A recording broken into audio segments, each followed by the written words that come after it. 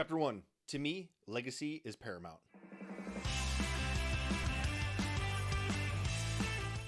Hey there, welcome back to The Journey. This is Brandon DeVere. Thank you, as always, for tuning in and sharing your time with me. I do appreciate that.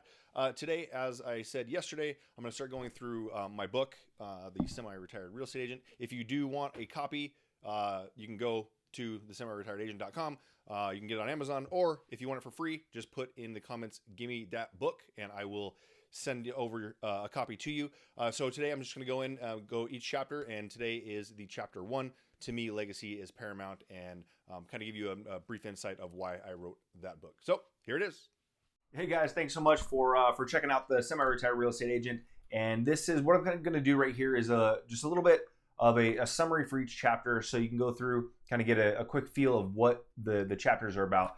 The book itself, maybe you aren't a big reader, maybe you don't want to listen to the full audiobook, but this is just kind of be a little breakdown, or maybe you just need a refresher of what each chapter was about. And this way I can just kind of deliver it to you in a way that just kind of does kind of the Cliff's Notes of what the chapter is about and what it means. And so today I'm going to start with chapter 1, and it's going to be, to me, legacy is paramount. And what this chapter is about is, kind of starts off on, it was in October 1999, and, my sister and my dad and I end up walking into this church, right? And all three of us are sitting there. We get the front row, and, the service is over. We walk out.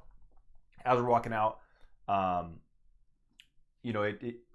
we end up, walking out, and then one of my friends' dads, one of my best friend, Eric, he's been my best friend since we were 6. I think we played t-ball together, and then we grew up, 4 blocks from each other, and have hung out ever since. He's been down here to visit me, multiple times here in Las Vegas, and we've been best of friends since that time. So very, very grateful for that. But as we're walking out, his dad looks at me, and he grabs his hand, and he puts his hand out to shake my hand, because we come walking out. We're going to take a left, right, to go out of the church, and he goes to shake my hand with his right hand, and then puts his left hand over it to be like, he doesn't say a word. He just looks at me and just nods. And I just turned 18, just graduated high school back in '99, and he just, with that nod, just said, "Hey, we got you." And what happened was, it was my mother's funeral. My mom had been sick from about the time I was 12 years old. She worked with she worked at the school with some Down syndrome kids and kids with like Tourette's and things like that. And one of them actually struck her and kind of gave her, after that, she had jaw surgery, and then started experiencing some signs of dementia and Alzheimer's and things like that. But that was her funeral, and so she was sick from about the time I was 12 until the time I was 18, and then that's when she finally passed away. But he just basically said, Mike was like, "We got you," right? Just with a head nod, and I knew it. So we continued to walk out, and when we first got there, it was like cars everywhere. We're like, "Oh man, this is packed. This is crazy." Well, we go walking out, and now it's not just packed with cars, it's packed with people. Like, so many people out there that aren't even going to go, they couldn't even get in, but they wanted to pay their respects so badly that they did this. And, my mom worked at the school. She was in the daycare. I had a daycare for me and my sister, and then some other people, other kids that went there as well. But it was just, it was crazy, because after that, for a month, we didn't have to worry about cooking or anything like that. It was just amazing to see, somebody have such an impact on an entire community, that they made sure that we were taken care of. My sister and I, we were like honorary siblings of, how many families, I don't even know, like more than I can count. I had like pseudo moms, right? That would pick me up, take me to school, do this stuff. I'd go over to their house for breakfast in the morning, before school, all this stuff. And we were so taken care of.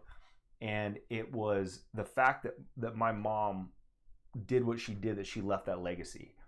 And what I realized was, I wasn't me just selling homes. That's all I was doing, was selling homes, more homes, more homes, more homes, more homes. I wasn't going to create a legacy.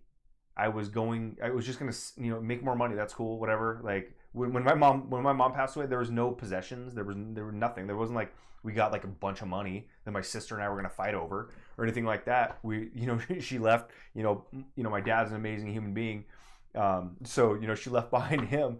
But the reality was, it was not the things that she was able to leave behind to us in material fact. It was the fact that she was such a pillar and part of a community, and she wrote that legacy with her actions, not with what she wrote down. It wasn't like, hey, this is who I am.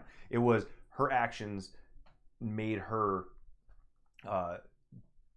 left this legacy where, even to this day, my dad, not only that we were getting food it brought to us and didn't have to go shopping, didn't have to cook for a whole month, and even beyond that scattered through, but my dad still gets cookies and things dropped off to our house that started then.